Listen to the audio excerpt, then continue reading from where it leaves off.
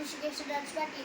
आज मी तुम्हाला राष्ट्रध्वज तिरंग्याबद्दल माहिती सांगणार आहे.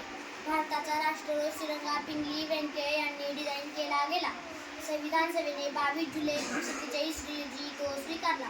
वरचा केशरी रंग शक्ती, साहस, शौर्याचे प्रतीक आहे. मधला पांढरा रंग शांतता व सत्याचा संदेश देतो. खालचा हिरवा रंग समृद्धीचे प्रतीक आहे. अशोक चक्र गतिशीलतेचे प्रतीक आहे. 24 साऱ्या दिवसाचे तास दर्शवितात. झेंड्याची लांबी रुंदीचे प्रमाण 3:2 आहे. पहिला राष्ट्रध्वज तिरंगा तमिळनाडूतील वेल्लोर जिल्ह्यातील गुडियाथम येथे विणला गेला.